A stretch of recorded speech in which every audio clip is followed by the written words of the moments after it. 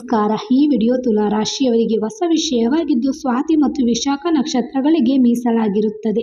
ಆರ್ಥಿಕ ಚೇತರಿಕೆ, ಸಂಬಂಧಗಳಲ್ಲಿನ ಅಡೆತಡೆಗಳು ಮತ್ತು 8ನೇ ಮನೆಯ ತೊಂದರೆಗಳನ್ನು ಅರ್ಥ ಮಾಡಿಕೊಳ್ಳುವುದು ಬಹಳ ಮುಖ್ಯ. ಇದು ವಿಶೇಷವಾಗಿ ಮುಖ್ಯವಾಗಿದೆ. ಜುಲೈ ಮತ್ತು ಆಗಸ್ಟ್ ತಿಂಗಳುಗಳು ತುಲಾ ರಾಶಿಯವರಿಗೆ ಏನನ್ನು ಹೊಂದಿವೆ ಎಂಬುದನ್ನು ನೀವು ನೋಡುತ್ತೀರಿ. ನೀವು ಏನು ಯೋಜಿಸಬೇಕು ಮತ್ತು ಯಾವ ಅಂಶಗಳಿಗೆ ಗಮನ ಕೊಡಬೇಕು ಎಂಬುದನ್ನು ನಿರ್ಧರಿಸಲು ನೀವು ಈ ಅಂಶವನ್ನು ನೀವೇ ನಿರ್ಣಯಿಸಬಹುದು. ಆರ್ಥಿಕ ಚೇತರಿಕೆ ಕಾರ್ಯಕ್ರಮವನ್ನು ಕೇತು ಮತ್ತು ಶುಕ್ರರು ಆಯೋಜಿಸುತ್ತಾರೆ. ತುಲಾ ರಾಶಿಯ ಅಧಿಪತಿ 11ನೇ ಮನೆಯಲ್ಲಿದ್ದಾಗ ಅಂದರೆ ಅದು 100% ಆರ್ಥಿಕ ಲಾಭವನ್ನು ನೀಡುತ್ತದೆ.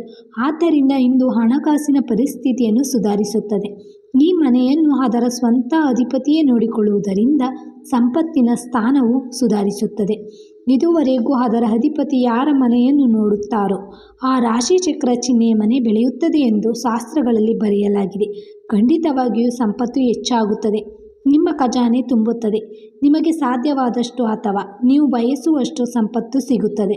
ಮಂಗಳನ ದೃಷ್ಟಿಯು ಖಂಡಿತವಾಗಿಯೂ ನೀವು 2 ವಿಷಯಗಳಿಂದ ಪ್ರಯೋಜನ ಪಡೆಯುವ ಆದಾಯವನ್ನು ಘೋಷಿಸುತ್ತದೆ.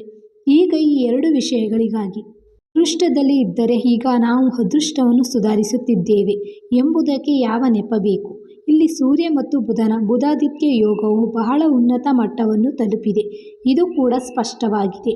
ನಂತರ ನೀವು ನಿಮ್ಮ ಕೆಲಸವನ್ನು ಮಾಡದಿದ್ದರೆ ನಿಮಗೆ ಏನೂ ಸಿಗುವುದಿಲ್ಲ ಎಂದು ಶಾಸ್ತ್ರಗಳು ಹೇಳುತ್ತವೆ. ಕೆಲಸದ ಸ್ಥಳದಲ್ಲಿ ಕರ್ಮಭಾವದ ಅಂಶ, ರಾಜಶಕ್ತಿಯ ಅಂಶ, ರಾಜ ಸಂತೋಷದ ಅಂಶ, ವ್ಯವಹಾರದಲ್ಲಿ ಬೆಳವಣಿಗೆಯ ಅಂಶ, ತಂದೆಯ ಅಂಶ ಎಲ್ಲವೂ ಸೂರ್ಯನ ನಿಯಂತ್ರಣದಲ್ಲಿದೆ. ಈ ಪ್ರಪಂಚದ ವಿಶ್ವವನ್ನು ಬೆಳಗಿಸುವ ಮತ್ತು ಅದನ್ನು ಪ್ರಬಲ ವಲಯದಿಂದ ಅಲಂಕರಿಸುವವನು ಸೂರ್ಯನು ಎಂದು ನೀವು ಹೇಳಬಹುದು. ಆದ್ದರಿಂದ ಸೂರ್ಯನು 10ನೇ ಮನೆಯಲ್ಲಿರುತ್ತಾನೆ. ಅದು ಒಂದು ಅಂಶವಾಗಿದ್ದರೆ ಇದು ಗುರುವು ಇಲ್ಲಿ ನಿಮ್ಮನ್ನು ಬೆಂಬಲಿಸುವುದರಿಂದ ನಿಮಗೆ ಕೆಲಸ ಮಾಡಲು ಉತ್ತಮ ಅವಕಾಶಗಳು ಸಿಗುತ್ತವೆ. ಇದು ಬಹಳ ದೊಡ್ಡ ವಿಷಯ. ಸೂರ್ಯ ಮತ್ತು ಗುರು ಒಟ್ಟಿಗೆ ಇರುವುದು ಮತ್ತು ಬುಧಾದಿತ್ಯನಾಗಿರುವುದು ಬಹಳ ಉನ್ನತ ಯೋಗ. ಆದರೆ ಬುದ್ಧಿಶಕ್ತಿಯನ್ನು ಗೊಂದಲಗೊಳಿಸುವ ರಾಹು ಡಿಸೆಂಬರ್ ರವರೆಗೆ ನಿಮ್ಮ ಬುದ್ಧಿಶಕ್ತಿಯನ್ನು ಯಾವ ದಿಕ್ಕಿನಲ್ಲಿ ನಿರ್ದೇಶಿಸುತ್ತಾನೆ ಎಂಬುದರ ಕುರಿತು ನೀವು ಯೋಚಿಸಬೇಕು. ಶ್ರೀಮಂತನಾಗಲು ಇಲ್ಲಿಂದ ಇಲ್ಲಿಗೆ ಯಾವುದೇ ನೆಪವಿಲ್ಲ. ಆದರೆ ಶ್ರೀಮಂತ ವ್ಯಕ್ತಿ ಕೂಡ ಕಷ್ಟಪಟ್ಟು ಕೆಲಸ ಮಾಡುತ್ತಾನೆ. ಅವನಿಗೆ ಅದೃಷ್ಟವಿದೆ, ಹಣ ಬರುತ್ತಿದೆ ಮತ್ತು ನೀವು ಅದನ್ನು ಸೇಫ್ನಲ್ಲಿ ಇಡುತ್ತಿದ್ದೀರಿ. ಆದರೆ ಅದರ ನಿರ್ಗಮನ ಅಥವಾ ಅದರ ಆಗಮನ, ನಿರ್ಗಮನ ಮತ್ತು ಆಗಮನ ಎರಡೂ ಇದರಲ್ಲಿ ಪ್ರಮುಖ ಅಂಶಗಳಾಗಿವೆ. ನಿಮ್ಮ ಮಾರ್ಗವನ್ನು ಹೇಗೆ ನಿರ್ಧರಿಸುತ್ತೀರಿ ಎಂಬುದರ ಮೇಲೆ ಅದು ಅವಲಂಬಿತವಾಗಿರುತ್ತದೆ. ಈ ಬುದ್ಧಿಶಕ್ತಿ ನಿಮ್ಮನ್ನು ಗೊಂದಲಗೊಳಿಸುತ್ತಿದ್ದರೆ ಅದು ನಿಮ್ಮನ್ನು ಅತ್ಯುತ್ತಮ ಕೆಲಸವನ್ನು ಮಾಡಲು ಬಿಡುವುದಿಲ್ಲ. ಅದು ಕೆಲಸವನ್ನು ಹಾಳು ಮಾಡುತ್ತದೆ. ಆದ್ದರಿಂದ ಬುದ್ಧಿಶಕ್ತಿ ಗೊಂದಲಕ್ಕೊಳಗಾಗುತ್ತಿದೆ. ಗುರುವು ಅದರ ಕಡೆಗೆ ದೃಷ್ಟಿ ಹರಿಸದಿರುವ ಸಮಸ್ಯೆ ಇಲ್ಲಿದೆ.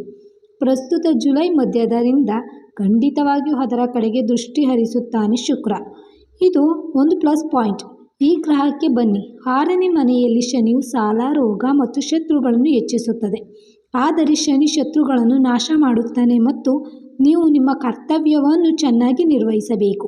ಇದಕ್ಕೆ ಆದೇಶ ಬಂದಿದೆ. ಗುರುವಿನ ಅಂಶ ಇಲ್ಲಿದೆ. ಹಾಗಾದರೆ ಗುರು ಪ್ರಭಾವ ಬೀರುತ್ತಾನೆ. ಅಂತಹ ಪರಿಸ್ಥಿತಿಯಲ್ಲಿ ತುಲಾ ರಾಶಿಯವರಿಗೆ ಯಾರು ಶತ್ರುಗಳಾಗಿರುತ್ತಾರೆ? ಶತ್ರು ಗಂಡ ಹೆಂಡತಿ ಜೋಡಿಯಾಗಿರುತ್ತಾರೆ ಅಥವಾ ಶಿಕ್ಷಕ, ನ್ಯಾಯಾಧೀಶ, ಸಂಗ್ರಾಹಕ ಮತ್ತು ಕೈಗಾರಿಕೋದ್ಯಮಿ ಅಥವಾ ನೀವು ಎಲ್ಲಿ ಕೆಲಸ ಮಾಡುತ್ತೀರೋ ಅಲ್ಲಿ ಅವಳಿ ಮಕ್ಕಳೊಂದಿಗೆ 2 ಶತ್ರು ಜೋಡಿಗಳಿರುತ್ತಾರೆ. ಅವರು ನಿಮಗೆ ಹಾನಿ ಮಾಡುತ್ತಾರೆ. ಅವರು ನಿಮ್ಮ ಇಮೇಜ್ಗೆ ಹಾನಿ ಮಾಡುತ್ತಾರೆ. ನೀವು ಏನು ಹಾನಿಕಾರಕ ಅದನ್ನು ಕೇಳಿ. 7ನೇ ಮನೆ ಪಾಪಕರ್ತರಿ ಯೋಗದ ಸಮಯದಲ್ಲಿ 7ನೇ ಮನೆ ಪಾಪಕರ್ತರಿ ಯೋಗವನ್ನು ರೂಪಿಸುವುದು ಶನಿ ಮತ್ತು ರಾಹು ಅಲ್ಲ, ಬದಲಾಗಿ ಶನಿ ಮತ್ತು ಮಂಗಳ. ಈ ಪಾಪಕರ್ತರಿ ಯೋಗದ ಮಹತ್ವ ಚೆನ್ನಾಗಿ ಅರ್ಥ ಮಾಡಿಕೊಳ್ಳಿ. ಇದು ನಿಮ್ಮ ವೈವಾಹಿಕ ಜೀವನವನ್ನು ತೊಂದರೆಗೊಳಿಸುತ್ತದೆ ಅಥವಾ ಸಣ್ಣ ಶಸ್ತ್ರಚಿಕಿತ್ಸೆಯ ಅಗತ್ಯವಿರುತ್ತದೆ. ಗುರುವು ಈ ಸ್ಥಳವನ್ನು ನೋಡುವುದಿಲ್ಲ ಮತ್ತು ಅದು ಅಧಿಪತಿಯ ದೃಷ್ಟಿಯನ್ನು ಹೊಂದಿಲ್ಲದ ಕಾರಣ ನಾನು ಇದನ್ನು ಧೈರ್ಯದಿಂದ ಹೇಳುತ್ತಿದ್ದೇನೆ. ಆದ್ದರಿಂದ ತುಲಾ ರಾಶಿ ಚಕ್ರದವರು ಜುಲೈ ಆಗಸ್ಟ್ನಲ್ಲಿ ಆರ್ಥಿಕ ಸುಧಾರಣೆಗೆ ಸಂಪೂರ್ಣವಾಗಿ ಉತ್ತಮರು. ಆದರೆ ಸಮಸ್ಯೆ ಎಂದರೆ ಕುಟುಂಬ ಸಂಬಂಧಗಳಲ್ಲಿನ ಹುಳಿತನ, ಕುಟುಂಬದ ಸಂಬಂಧಗಳಲ್ಲಿನ ಕ್ಷೀಣತೆ ಮತ್ತು ತುಲಾ ರಾಶಿಯವರು ಅಂತಹ ಸಮಯದಲ್ಲಿ ಗ್ರಹಗಳನ್ನು ಗಮನಿಸಿ. ನಾನು ಮತ್ತೊಮ್ಮೆ ಹೇಳುತ್ತಿದ್ದೇನೆ, ಇದು 8ನೇ ಮನೆಯನ್ನು ಹೊಂದಿರುವವರಿಗೆ ತೊಂದರೆಗೆ ಕಾರಣವಾಗಿದೆ. ತೊಂದರೆಯಲ್ಲಿದೆ, ಅದು ಎಲ್ಲರಿಗೂ ಅಲ್ಲ. ನಿಮ್ಮ 8ನೇ ಮನೆ ತೊಂದರೆಯಲ್ಲಿದೆಯೋ ಇಲ್ಲವೋ ಎಂಬುದನ್ನು ನಿರ್ಧರಿಸುವುದು ನಿಮ್ಮದಾಗಿದೆ. 8ನೇ ಮನೆಯ ತೊಂದರೆ ನಂತರ ಅದು ಏನು ಉಂಟು ಮಾಡುತ್ತದೆ? ಅವಮಾನದ ಭಯ, ಮನಸ್ಸಿಗೆ ಸಂಬಂಧಿಸಿದ ತಲೆ ತಿರುಗುವಿಕೆ, ಮನಸ್ಸಿನಲ್ಲಿ ಶಾಖ, ಅವಮಾನದ ಭಯ, ಯಾವುದೇ ಸರ್ಕಾರಿ ತೊಂದರೆ ಮತ್ತು ನೀವು ಯಾವುದೇ ಅಪಾಯಕಾರಿ ಕೆಲಸವನ್ನು ಮಾಡುತ್ತೀರಿ. ಅಪಾಯ ತೆಗೆದುಕೊಳ್ಳುವವರು, ಇದರ ಹೆಸರು ಅಪಾಯದ ಸ್ಥಳ. ನೀವು ಸಿಕ್ಕಿಹಾಕಿಕೊಳ್ಳುತ್ತೀರಿ ಅಥವಾ ಅವಮಾನಿಸಬೇಕಾಗಬಹುದು. ಇದು ಅವಮಾನಕ್ಕೆ ಕಾರಣವಾಗುತ್ತದೆ. 8ನೇ ಮಂಗಳನ ಅಧಿಪತಿ ಎಲ್ಲಿದ್ದಾನೆ? ಈ 2ನೇ ಮತ್ತು 7ನೇ ಪ್ಲಸ್ ಪಾಯಿಂಟ್ ಬಗ್ಗೆ ನೀವು ಏನು ಹೇಳುತ್ತಿದ್ದೀರಿ? ಇದು ನಿಮ್ಮನ್ನು ಕೊಲ್ಲುವುದಿಲ್ಲ. ಇದು ಸೀಮಿತ ದಿನಗಳವರೆಗೆ ನಿಮ್ಮನ್ನು ತೊಂದರೆಗೊಳಿಸುತ್ತದೆ. ಅಷ್ಟುವರೆಗೆ ನಿಮಗೆ ಏನು ತೊಂದರೆಯಾಗುತ್ತದೆ? ನೀವು ಎಲ್ಲೆಲ್ಲಿ ಅತಿಯಾಗಿ ವರ್ತಿಸುತ್ತೀರೋ. ಅತಿಯಾಗಿ ವರ್ತಿಸುವುದು ಒಳ್ಳೆಯದಲ್ಲ. ಅತಿಯಾಗಿ ಮಾತನಾಡುವುದು ಒಳ್ಳೆಯದಲ್ಲ. ಅತಿಯಾಗಿ ಮೌನವಾಗಿರುವುದು ಒಳ್ಳೆಯದಲ್ಲ. ಅತಿಯಾಗಿ ಮಳೆಯಾಗುವುದು ಒಳ್ಳೆಯದಲ್ಲ. ಅತಿಯಾಗಿ ಬಿಸಿಲು ಬೀಳುವುದು ಒಳ್ಳೆಯದಲ್ಲ. ನೀವು ಅತಿಯಾಗಿ ವರ್ತಿಸುವಾಗ, ಜಗಳವಾಡುವಾಗ ಅದರ ಬಲಿಪಶುವಾಗುತ್ತೀರಿ. ಏಕೆಂದರೆ ಅದು ನಾನು ನಿಮ್ಮನ್ನು ನೋಡಿಕೊಳ್ಳಲು ಬಂದಿದ್ದೇನೆ ಎಂದು ಹೇಳುತ್ತದೆ. ನೀವು ಬಿದ್ದರೆ ನಾನು ನಿಮಗೆ ಚಿಕಿತ್ಸೆ ನೀಡುತ್ತೇನೆ. ನಾನು ನಿಮಗೆ ಚಿಕಿತ್ಸೆ ನೀಡಲು ಇಲ್ಲಿಗೆ ಬಂದಿದ್ದೇನೆ.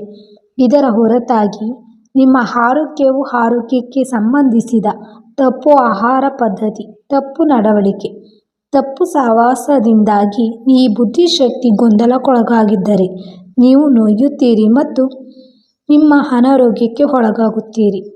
ತೊಂದರೆ ಮತ್ತು ಉದ್ವೇಗ ಇರುತ್ತದೆ. ಶನಿಯ ದಯ ಸಮಯವು ನಿಮಗೆ ಬರಲಿದೆ. ಮುಂದಿನ ವರ್ಷ ಅದು ಯಾವಾಗ ಬರುತ್ತದೆ? ಆದ್ದರಿಂದ ನೀವು ಈಗ ಯಾವುದೇ ಪತ್ರಕ್ಕೆ ಸಹಿ ಹಾಕಿದರೂ, ನಿಮ್ಮ ಕೆಲಸದ ಪ್ರದೇಶದಲ್ಲಿ, ನಿಮ್ಮ ಸಂಬಂಧಗಳ ಸಮಯದಲ್ಲಿ ಅಥವಾ ಕೌಟುಂಬಿಕ ಸಮಸ್ಯೆಗಳಿಂದಾಗಿ ನೀವು ಯಾವುದೇ ತಪ್ಪುಗಳನ್ನು ಮಾಡಿದರೂ ಮುಂದಿನ ವರ್ಷ ಅವರ ಆರೋಗ್ಯದ ಮೇಲೆ ಅದು ಪರಿಣಾಮ ಬೀರುತ್ತದೆ. ಶನಿಯ ದಯ ಸಮಯದಲ್ಲಿ ಕೆಲವು ಸಮಸ್ಯೆಗಳು ಉದ್ಭವಿಸುತ್ತವೆ ಮತ್ತು ಕೆಲವು ಸುಧಾರಣೆಗಳು ಸಹ ಸಂಭವಿಸುತ್ತವೆ. ಏಕೆಂದರೆ ಶನಿಯು ಇಲ್ಲಿ ಕೆಳ ರಾಶಿಚಕ್ರ ಚಿಹ್ನೆಯಲ್ಲಿ ಬಂದಾಗ ಅದರ ದೃಷ್ಟಿ ನೇರವಾಗಿ ಇಲ್ಲಿ ಇರುತ್ತದೆ. ಪ್ರಸ್ತುತ ಮನೆ, ಭೂಮಿ, ಆಸ್ತಿ ಇತ್ಯಾದಿಗಳ ಕನಸುಗಳನ್ನು ಹೊಂದಿರುವ ತುಲಾ ರಾಶಿಚಕ್ರ ಚಿಹ್ನೆಗಳಿಗೆ ಆ ಕನಸು ನನಸಾಗುವುದಿಲ್ಲ. ಮುಂದಿನ ವರ್ಷ ಇದು ಪೂರ್ಣಗೊಳ್ಳಲು ಪ್ರಾರಂಭವಾಗುತ್ತದೆ. ಆದ್ದರಿಂದ ನೀವು 2 ಪರಿಹಾರಗಳನ್ನು ಮಾಡಬೇಕು. ಹನುಮಾನ್ ಚಾಲೀಸ್ ಪಠಿಸಿ. ತಾಮ್ರದ ಪಾತ್ರೆಯನ್ನು ದಾನ ಮಾಡಿ. ನೀವು ತಾಮ್ರದ ಪಾತ್ರೆಯಲ್ಲಿ ಬೆಲ್ಲ ಮತ್ತು ಸಕ್ಕರೆಯನ್ನು ದಾನ ಮಾಡಬಹುದು ಮತ್ತು ಹನುಮಂತನನ್ನು ನಿಯಮಿತವಾಗಿ ಪೂಜಿಸಬಹುದು ಮತ್ತು ಪ್ರತಿದಿನ ಸೂರ್ಯನನ್ನು ಪೂಜಿಸಬಹುದು. ಪ್ರತಿದಿನ ಸೂರ್ಯನಿಗೆ ನೀರನ್ನು ಅರ್ಪಿಸಬೇಕು. ಹೀಗೆ ಮಾಡುವುದರಿಂದ ನಿಮಗೆ ಸಾಕಷ್ಟು ಖ್ಯಾತಿ ಮತ್ತು ಪ್ರತಿಷ್ಠೆ ಸಿಗುತ್ತದೆ. ಕೇತು ಮತ್ತು ಶುಕ್ರ ನಿರಂತರವಾಗಿ ಹಣವನ್ನು ನೀಡಲು ಬರುತ್ತಿದ್ದಾರೆ. ಶನಿ ಶತ್ರುಗಳನ್ನು ನಾಶ ಮಾಡುತ್ತಾನೆ. ಆದರೆ ಶತ್ರುಗಳನ್ನು ಹೊಂದಲು ನಿಮಗೆ ಯಾವುದೇ ಆಕ್ಷೇಪಣೆ ಇರಬಾರದು. ಏಕೆಂದರೆ ಶನಿ 6ನೇ ಮನೆಯಲ್ಲಿದ್ದಾಗ ಶತ್ರುಗಳು ಹೆಚ್ಚಾಗುತ್ತಾರೆ. ಆದರೆ ಅವನು ಶತ್ರುವಲ್ಲ, ಅವನು ವಿಮರ್ಶಕನಲ್ಲ, ಅವನು ಮನುಷ್ಯನಲ್ಲ. ಈ ಜಗತ್ತಿನಲ್ಲಿ ನಿಮ್ಮ ಪ್ರಗತಿಯನ್ನು ನೋಡಿ ಅಸೂಯೆ ಪಡುವ ಕೆಲವು ಜನರಿರಬೇಕು. ಅವರು ಅಸೂಯೆ ಪಡುತ್ತಾರೆ. ಜನರು ನಿಮ್ಮ ಬಗ್ಗೆ ಅಸೂಯೆ ಪಡುವ ಮತ್ತು ನೀವು ಅದರ ಬಗ್ಗೆ ತಿಳಿದುಕೊಳ್ಳುವ ದಿನ ನೀವು ಅದೃಷ್ಟವಂತರು ಎಂದು ಅರ್ಥ ಮಾಡಿಕೊಳ್ಳಿ. ಆ ದಿನದಿಂದ ನಿಮ್ಮ ಪ್ರಗತಿಯ ಹಾದಿ ಪ್ರಾರಂಭವಾಗಿದೆ. ಮತ್ತು ಸೂರ್ಯನನ್ನು ಪೂಜಿಸಿ. ನೀವು ಶಿವ ಗಾಯತ್ರಿಯನ್ನು ಸಹ ಪಠಿಸಬಹುದು. ಓಂ ತತ್ಪುರುಷಾಯ ವಿದ್ಮಹೆ ಮಹಾದೇವಾಯ ಧೀಮಹಿ ತನ್ನೋ ರುದ್ರ ಪ್ರಚೋದಯಾತ್. ಇದನ್ನು 1.5 ಲಕ್ಷ ಬಾರಿ ಜಪಿಸುವುದರಿಂದ ನಿಮ್ಮ ಆಸೆಗಳು ಸಹ ಈಡೇರುತ್ತವೆ. ಈ ವಿಡಿಯೋ ನಿಮಗೆ ಇಷ್ಟವಾದರೆ ಲೈಕ್ ಮಾಡಿ, ಶೇರ್ ಮಾಡಿ, ಕಾಮೆಂಟ್ ಮಾಡಿ. ಧನ್ಯವಾದಗಳು.